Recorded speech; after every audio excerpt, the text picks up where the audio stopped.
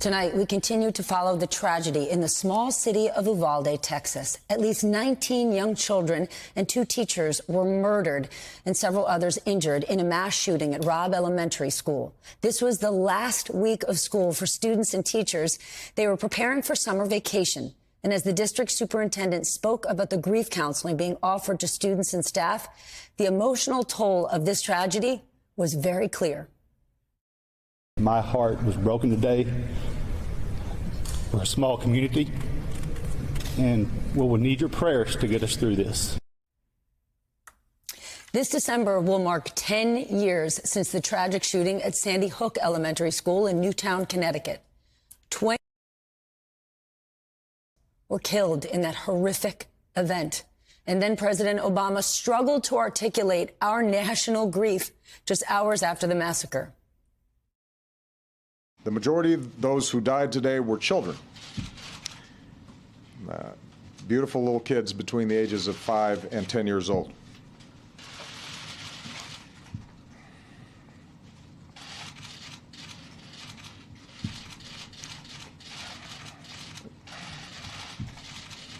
They had their entire lives ahead of them.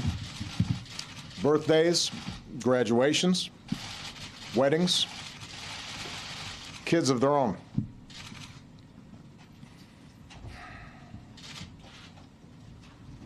Among the fallen were also teachers, men and women who devoted their lives to helping our children fulfill their dreams. The president then traveled to Newtown to try and comfort the families of the victims and the entire community. Tonight, Obama echoed those words of grief and called for action. Quote, "It's long past time for action, any kind of action, and it is another tragedy, as quieter but no less tragic one for families to wait another day." White House photographer Pete Souza was with President Obama for 8 years, including that very day in Newtown. He's here with us now. Pete, when I called you tonight, you did not want to come on air with me. You did not think you could get through this, but I wanted you to. I needed you to, because I'm afraid we're growing numb to this. We're sad that these things are happening, but we're kind of accepting them, actually saying this is who we are. So I want you to take us back to that day when you joined President Obama, when you went to Newtown. What was that experience like? What did you walk into? There was a public memorial service, and beforehand, he met with each of the families individually for hours, at least 2 hours.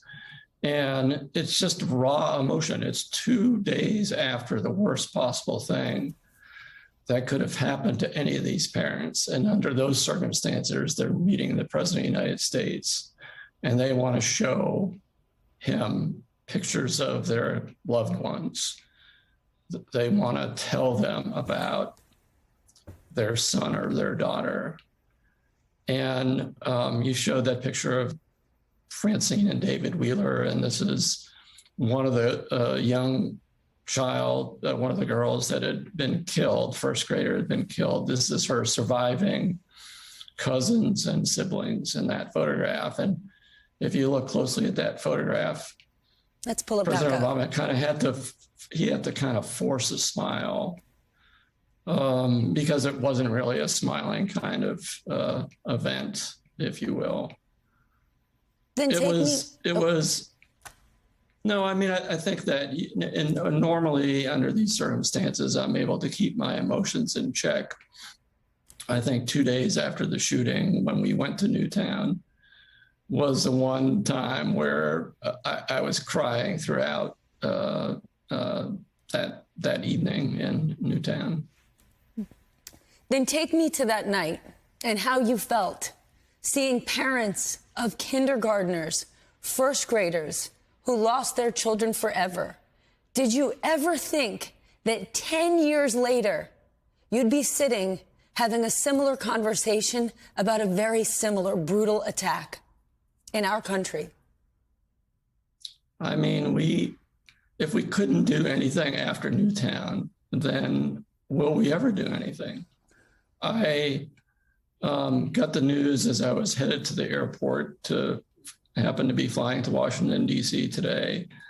And it was just eerily similar. The first news where the information was rather sketchy. And then by the time I got to the airport, we had learned 14 had died. And now, after I got into DC, 19, and it's very similar to what had happened in Newtown, where the numbers just kept growing. I don't even know how to wrap my head around this happening again. Like, what kind of country are we living in where we can accept this? We can't accept this. Earlier today, I picked up the phone and I called former DHS Secretary Jeh Johnson, and he told me something that scared me. We were talking about what do we need to do now, and I was impressing upon him how young these children are. How do we get people to stand up and care more? He said to me that we need an Emmett Till moment. He said, we actually need to bear witness to the horror. He said, we need to see photos of the victims, knowing that they weren't just shot, they were brutally murdered. He said, we need to see that, like we saw Emmett Till, for America to really care. You're a photographer. You know the power of photographs. Do you agree with that? I do agree with that. I mean, it would be very difficult to do, but I do agree with that. And I think that we have empathize with what's happening in Ukraine because some of the horrific photographs that we've seen. And I did say that after Newtown, that would be one thing that would change people's minds. Could we ever do that, though? Would families ever allow that? You're listening to Frank Figliuzzi just a little while ago saying that the bodies are unrecognizable, that they're having to use DNA to identify the bodies. That is just so heartbreaking to hear. It just, I can't even articulate what that must be like for those families. Babies identified by their mothers, by their shirts and their shoes. Pete, I know you didn't want to join me tonight, but I really appreciate you doing so, and your pictures mean so much to us.